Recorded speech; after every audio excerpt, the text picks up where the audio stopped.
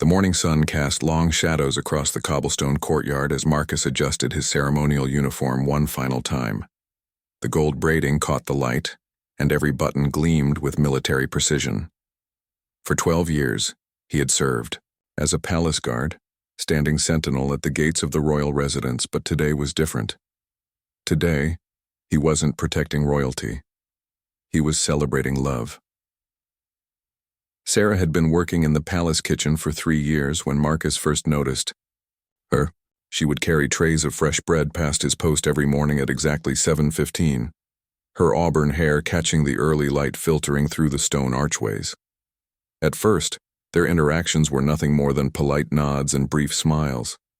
The strict protocols of palace life discouraged personal relationships between staff members, especially those in different departments. But love has a way of breaking through even the most rigid barriers. It started with small gestures. Marcus would ensure Sarah's path was clear when she carried heavy trays, and she would save him an extra roll from the morning baking.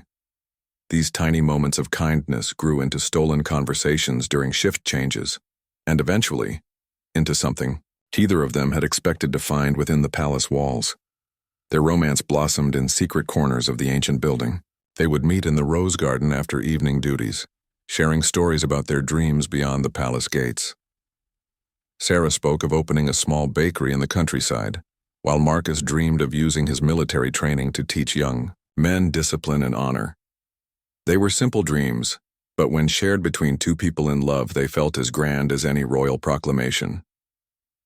The proposal came on a quiet Tuesday evening in the same rose garden where they had shared their first kiss. Marcus had saved for months to buy a modest ring, nothing compared to the jewels that adorned the royal family, but it sparkled with all the promise of their future together. Sarah said yes without hesitation, tears streaming down her flower-dusted cheeks. Planning a wedding on palace staff wages required creativity and careful budgeting.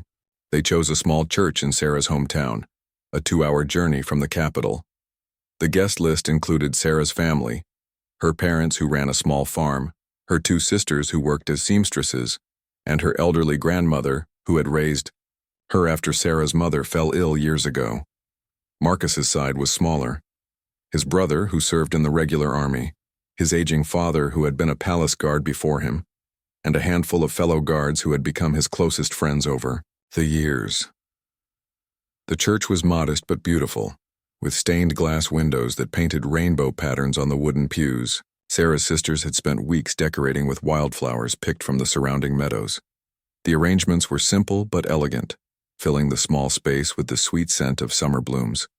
Local women from the village had volunteered to help prepare the wedding feast, cooking traditional dishes that would feed everyone without breaking the couple's modest budget. Marcus had requested the day off months in advance, following all proper protocols. His supervisor had approved the leave, and arrangements were made for other guards to cover his duties. Everything seemed perfectly planned. But as he stood in the church's small preparation room, adjusting his dress uniform one final time, Marcus had no idea that his wedding day was about to become something far more significant than a simple celebration of love. The church bells began to ring, signaling that the ceremony would begin soon. Through the small window, Marcus could see the last of the guests taking their seats. Sarah's grandmother sat in the front row, her hands folded peacefully in her lap, while his father stood proudly near the altar, his own military bearing evident even in civilian clothes. The morning light streaming through the stained glass seemed to bless the entire scene with golden warmth.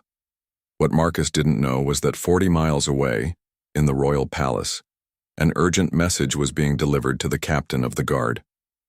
What he couldn't have predicted was that this message would transform his quiet wedding into an event that would be talked about for generations to come.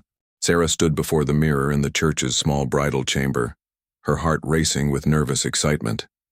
The wedding dress had belonged to her grandmother, carefully preserved in tissue paper for over 50 years. The lace sleeves were delicate, as spiderwebs, and the pearl buttons caught the light filtering through the tiny window. Her sisters, Emma and Claire, fussed around her, adjusting the veil and ensuring every detail was perfect. "You look beautiful," whispered Emma, the older of the 2 sisters, as she placed their grandmother's pearl earrings on Sarah's ears. Marcus is the luckiest man alive. Claire, barely 18 and full of romantic dreams, sighed wistfully. I hope I find someone who looks at me the way Marcus looks at you. His whole face lights up when you walk into a room. Sarah smiled, thinking of all the moments that had led to this day. She remembered the first time Marcus had offered to carry her heavy trays, how his cheeks had turned red when she thanked him. She thought about their secret meetings in the rose garden, where they would talk for hours about everything and nothing. Most of all, she remembered the night he proposed, how his hands shook as he knelt among the roses, and how her heart felt like it might burst from happiness. Outside the bridal chamber, the small church was filling with guests. The sound of friendly chatter and nervous laughter drifted through the walls. Sarah's parents moved among the visitors, making sure everyone felt welcome. Her mother, despite her simple dress and calloused hands from years of farm work, carried herself with the dignity of a queen as she greeted each guest personally. The village children peeked through the church windows, excited by the unusual activity in their quiet community. Wedding celebrations were rare events that brought the whole village together. The local baker had donated extra bread, and the priest had polished the altar until it gleamed. Everyone wanted to contribute something to make the day special for the young couple. Meanwhile, 40 miles away at the royal palace, Captain Reynolds was reading a message that would change everything. The parchment bore the royal seal, and its contents were both urgent and unprecedented. A foreign dignitary had arrived unexpectedly, requesting an immediate audience with the king. Protocol demanded a full ceremonial guard, but half the palace guard was covering for those who had requested leave for various reasons, including Marcus's wedding. The captain ran his weathered hand through his gray hair, weighing his options. He could barely spare the men needed for basic palace security, let alone organize a full ceremonial welcome. But refusing a foreign dignitary could have serious diplomatic consequences. The king had already agreed to the meeting, and the visitor was expected within hours. As he studied the duty roster, Marcus's name seemed to jump off the page. Marcus was one of his most reliable guards, impeccable in his ceremonial duties and respected by his peers. His presence would ensure the formality and dignity required for such an important occasion.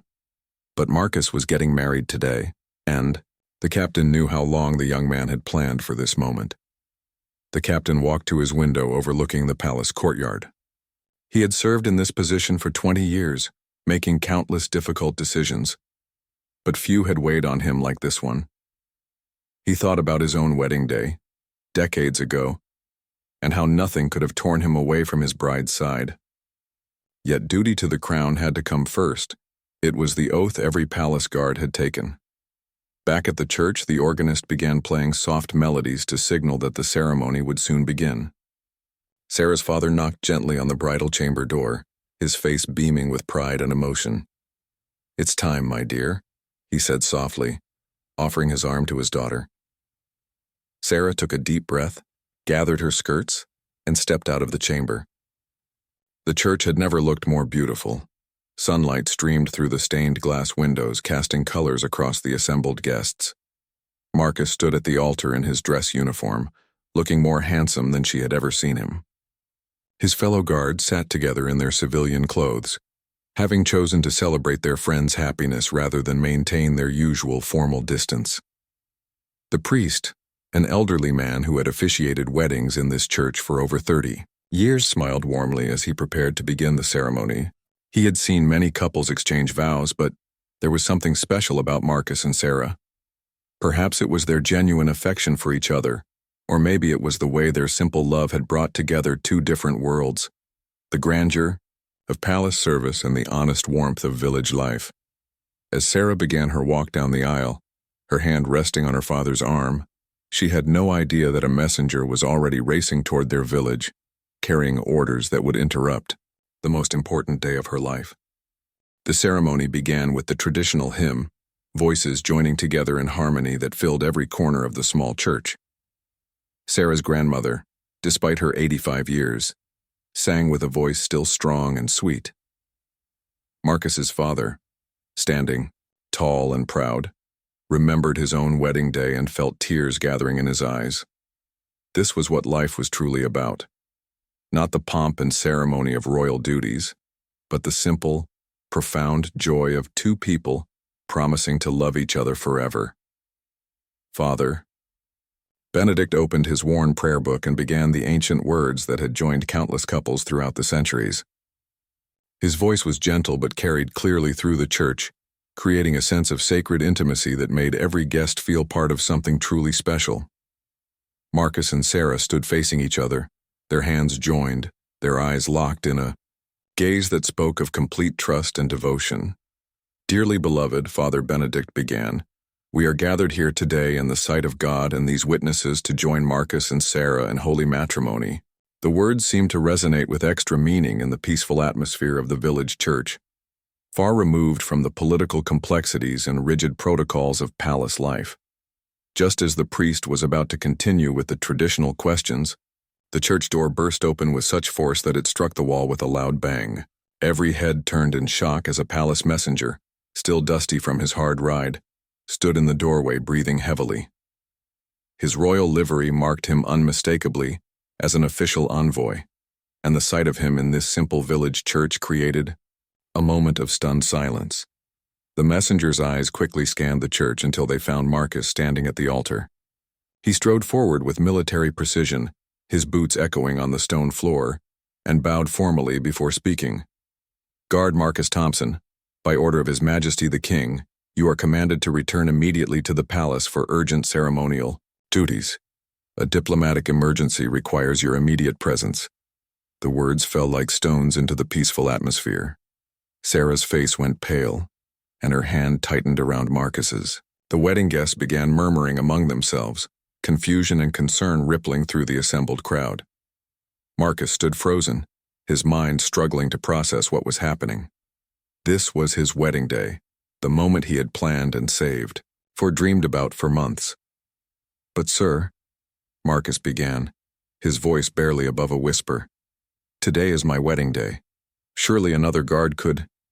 The messenger's expression softened slightly, showing that he understood the terrible position he was putting the young man in. I'm sorry, Marcus. The order comes directly from Captain Reynolds. There is no other guard available with your ceremonial training and experience. A foreign prince has arrived unexpectedly, and proper protocol must be observed. The captain said, to tell you that he would not ask this if there were any alternative. Sarah felt the world spinning around her. She had imagined many things that could go wrong on her wedding day. Rain, a torn dress, forgotten rings. But never this. Never having her groom called away by royal duty at the moment of their vows. She looked at Marcus and saw the agony in his eyes, the terrible conflict between his love for her and his oath to the crown. The church had fallen completely silent except for the sound of Sarah's grandmother quietly weeping. Even she in her long life had never witnessed anything like this. The other wedding guests sat in shocked stillness, unsure whether to stay or leave, whether to offer comfort or simply wait to see what would happen next. Marcus looked from the messenger to Sarah, then to the priest, then back to his bride. His mind raced through possibilities, but every thought led to the same impossible choice. If he refused the order, he would lose his position, his income, his future ability to provide for Sarah. But if he obeyed, he would be leaving his bride at the altar on their wedding day. How long? He asked the messenger, though his voice sounded strange and distant even to himself. The diplomatic meeting is scheduled for this afternoon, but you'll need time to prepare and travel. You'd need to leave immediately to arrive in time for the full ceremonial preparation. Father Benedict, who had officiated at hundreds of weddings, but never faced a situation like this, cleared his throat gently. Perhaps, he suggested carefully, we could postpone the ceremony until Marcus can return. But even as he said it, everyone knew it wasn't that simple. The guests had traveled from far away, the food was prepared, the church was decorated. Sarah's elderly grandmother might not be strong enough to make another journey. More importantly, there was no guarantee when Marcus would be free to return. Sarah looked at Marcus, seeing the man she loved being torn apart by circumstances beyond his control. She thought of all their dreams together, all their plans for this day, and their future. Then she thought of something else, something that would change everything. Sarah stepped closer to Marcus, her wedding dress rustling softly in the tense silence. She reached up and touched his face gently, her thumb brushing away a tear he didn't realize had fallen. In that moment, looking into her eyes, Marcus saw something that took his breath away. Instead of anger or disappointment, he saw understanding, love, and something else: determination. "Marcus," Sarah said quietly, but clearly enough for everyone in the church to hear, "Go." The simple word created an explosion of whispered reactions from the wedding guests. Marcus stared at her in disbelief. "Sarah, I can't leave you on our wedding day. I won't do it." But Sarah was already moving, her mind working with the quick efficiency that had made her invaluable in the palace kitchens. She turned to address the messenger, her voice steady despite the extraordinary circumstances. "Sir, how long would it take to travel to the palace in full dress uniform?" The messenger, clearly uncomfortable with the entire situation, answered reluctantly, "Nearly 2 hours by fast horse, miss." Sarah nodded, then looked at her father. "Papa, how long would it take to harness the cart and gather a small wedding party?" Her father, confused but trusting his daughter's judgment, thought quickly. "Perhaps 30 minutes if we move fast, but Sarah, what are you thinking?" Instead of answering immediately, Sarah addressed Father Benedict. "Father, is there any rule that says a wedding must take place in a church?" The elderly priest, beginning to understand what she was considering, stroked his beard thoughtfully. "Well, no, my child. The sacred vows can be exchanged anywhere, as long as proper witnesses are present and the ceremony follows the traditional format." Sarah turned back to Marcus, her eyes shining with a mixture of love and excitement. "Then we're coming with you. We'll have our wedding at the palace." The church erupted in amazed chatter. Marcus opened his mouth to protest, but Sarah continued, before he could speak. "You said the diplomatic meeting is this afternoon. That gives us time. We'll travel together, you can fulfill your duty, and we can be married in the palace chapel afterward. Think about it, Marcus. How many people get to have their wedding blessed by royalty?" Emma and Claire, who had been standing frozen in shock, suddenly came to life. "Sarah, that's brilliant," Emma exclaimed. "We can gather the immediate family and make the journey." But Marcus was shaking his head. "Sarah, you don't understand. I can't just bring a wedding party to the palace. There are protocols, security measures. Civilians aren't allowed in without proper authorization, and that takes weeks to arrange." The messenger, who had been listening to this extraordinary conversation with growing amazement, suddenly spoke up. "Actually, sir, there might be a way." Everyone turned to look at him. "The foreign prince is bringing his own small entourage. Captain Reynolds mentioned that His Majesty has authorized additional guests for the diplomatic reception. If Miss Sarah and her immediate family were to be presented as honored companions of Guard Thompson, celebrating his years of faithful service." Marcus stared at the messenger. "You would suggest this to Captain Reynolds?" The young messenger, perhaps, moved by the love story unfolding before him, nodded firmly. "Sir, I've delivered many orders that separated families. It would be my honor to deliver one that brings them together instead." Sarah's father stepped forward, his farmer's pragmatism taking over. "If we're going to do this, we need to move. Now, Sarah, Emma, Claire, gather only what's essential. We can take the large cart and make room for everyone who wants to come." Sarah's grandmother, who had been quietly listening to the entire exchange, suddenly spoke up in her clear, strong voice. "I've lived 85 years and seen many weddings, but I've never seen one at a royal palace. Count me in." The church transformed into organized chaos as the wedding party quickly reorganized their plans. Sarah's sisters ran to pack a smaller version of the wedding feast into baskets that could travel. Marcus's fellow guards volunteered to ride ahead and help, explain the situation to Captain Reynolds. The local villagers, caught up in the excitement of the moment, began offering horses, carts, and provisions for the journey. Father Benedict carefully packed his portable communion set and the marriage documents, his old heart racing with excitement. In 40 years of ministry, he had never imagined he would conduct a wedding ceremony in the presence of royalty. As the church emptied and people rushed to prepare for the unexpected journey, Marcus pulled Sarah aside. "Are you sure about this?" he asked, searching her face. This isn't the quiet, simple wedding we planned. Everything will be different. Sarah smiled, the same smile that had captured his heart 3 years ago in the palace corridors. Marcus, I don't care if we're married in a church, a palace, or a barn. All I care about is marrying you. The rest is just decoration. They kissed, then a sweet, quick kiss that promised many more to come, while around them their families and friends prepared for a wedding adventure that none of them would ever forget. The journey to the palace became a caravan of hope and determination. 3 carts rolled along the dusty road, filled with wedding guests, baskets of food, and wildflower decorations hastily transferred from the church. Sarah sat beside Marcus, in the first cart, her wedding dress carefully tucked around her to prevent damage from the bumpy ride. The summer sun beat down on them, but their spirits remained high.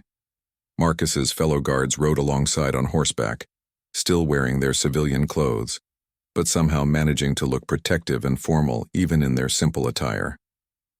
They had insisted on accompanying their friend, partly out of loyalty and partly out of curiosity about how this unprecedented situation would unfold. In 12 years of palace service, none of them had ever heard of anything like this happening. The messenger who had started this chain of events rode ahead to prepare Captain Reynolds and arrange for the wedding party's entry to the palace grounds. Every few miles he would fall back to check on their progress, his initial official demeanor gradually giving way to genuine investment in the success of this unusual mission. Sarah's grandmother, despite her age, seemed energized by the adventure. She rode in the second cart with Emma and Claire, regaling them with stories of her own wedding day and how different times were now. In my day, she said with a twinkle in her eye, the most excitement we had was when the church cat walked down the aisle during the vows, but this is a story worthy of the old fairy tales. Father Benedict, clutching his portable communion set, found himself in conversation with Marcus's father about the proper protocol for conducting a wedding ceremony in royal surroundings. Neither of them had any experience with such matters, but both men were determined to ensure the ceremony maintained its dignity, regardless of the unusual circumstances. As they crested the hill overlooking the capital city, the palace came into view in all its magnificent splendor. The stone walls gleamed in the afternoon sunlight, and the royal banners fluttered from the highest towers. Sarah gasped at the sight. She had worked within those walls for 3 years, but she had never seen the palace from this perspective, never appreciated its full majesty. It's beautiful, she whispered to Marcus, who nodded with a mixture of pride and apprehension. The palace represented his life's work, his identity as a guard, but today it also represented the place where he would marry the woman he loved. The 2 aspects of his life were about to merge in ways he had never imagined possible. At the palace gates, Captain Reynolds waited with a small escort. The weathered soldier looked stern as always, but Sarah noticed something softer in his eyes as he watched their unusual procession approach. He had served the crown for 2 decades, but he was also a man who understood love and sacrifice. Guard Thompson, Captain Reynolds said formally, as Marcus dismounted and saluted. You're cutting it close. The diplomatic party arrives in 1 hour. Yes, sir. I apologize for the delay, sir. The captain's gaze moved to Sarah, still sitting in the cart in her wedding dress. For a moment, his stern expression softened completely. Miss, I presume you're the bride who convinced my best ceremonial guard to bring a wedding party to the royal palace? Sarah lifted her chin with quiet dignity. I am, Captain. I hope we haven't caused too much inconvenience. Captain Reynolds actually smiled, something his guards saw perhaps twice a year. Miss, in 20 years of service, I've dealt with diplomatic crises, security threats, and royal tantrums. But I've never had to figure out how to accommodate a wedding while maintaining full ceremonial protocol. I have to admit, it's been interesting. He gestured for them to follow him through the gates. I've spoken with His Majesty's secretary. Given the unusual circumstances, the king has graciously agreed to allow your wedding ceremony to take place in the palace chapel after the diplomatic reception concludes. Father Benedict, I presume? The priest nodded nervously. You'll have full access to the chapel and its facilities. As they passed through the familiar corridors, Sarah felt strange seeing her workplace from this new perspective. Servants she had worked alongside for years stared in amazement as the wedding party processed through halls usually reserved for nobility and official guests. Some smiled and waved, caught up in the romantic drama of the moment. The palace chapel was smaller than the village church but infinitely more ornate. Stained glass windows depicted scenes from religious history, and the altar was carved from marble that seemed to glow in the afternoon light. Golden candlesticks and silk hangings created an atmosphere of reverence and beauty that took everyone's breath away. "It's magnificent," whispered Sarah's mother, who had never seen anything so grand in her life. But even as they marveled at their surroundings, time was running short. Marcus needed to change into his full ceremonial dress uniform and take his position for the diplomatic reception. The wedding would have to wait, but now, surrounded by the grandeur of the royal chapel, it felt like it would be worth the wait. What none of them knew was that the foreign prince, arriving early and observing the unusual activity around the chapel, had just asked his translator a question that would make their wedding day even more extraordinary than they could have imagined. Marcus stood at perfect attention in the palace courtyard, his ceremonial uniform immaculate despite the morning's adventures. The gold braiding caught the afternoon sun, and every brass button gleamed with military precision. Around him, the other palace guards formed their ranks, creating the formal honor guard required for receiving foreign dignitaries. Captain Reynolds had somehow managed to pull together a full ceremonial detail despite the day's complications. The foreign prince arrived precisely on schedule, his own guards resplendent in deep blue uniforms adorned with silver. Prince Alessandro of Montavia was younger than expected, perhaps 30 years old, with kind eyes and an easy smile that immediately put the palace staff at ease. His translator, an elderly scholar named Professor Bernini, walked beside him, occasionally whispering, translations of the formal protocols being observed. As the ceremonial greetings began, Sarah and her family waited in the palace chapel, watching through the tall windows as the diplomatic reception unfolded in the courtyard below. She felt proud seeing Marcus in his element, standing tall and professional, representing the honor and dignity of the royal guard. Even from a distance, she could see why Captain Reynolds had specifically requested his presence for this important occasion. The formal reception proceeded smoothly through the traditional elements, the exchange of diplomatic gifts, the reading of official greetings from both kingdoms, and the presentation of the honor guard. Prince Alessandro seemed genuinely interested in the proceedings, asking questions about palace history and commenting appreciatively on the precision of the ceremonial protocols. It was during a brief pause in the formal proceedings that Professor Bernini mentioned the unusual activity he had observed around the chapel. "Your Highness," he said quietly in Italian, "it appears there may be a wedding celebration planned for later today. I noticed decorations and what appeared to be a bridal party earlier." Prince Alessandro's eyes lit up with interest. In his own kingdom, he had gained a reputation for his genuine care about the lives of common people. "A wedding? How wonderful. One of the palace staff?" "It appears to be one of the guards, Your Highness. The same guard who has been leading the ceremonial detail, the tall one with the distinguished bearing." The prince looked across the courtyard at Marcus, seeing him with new eyes.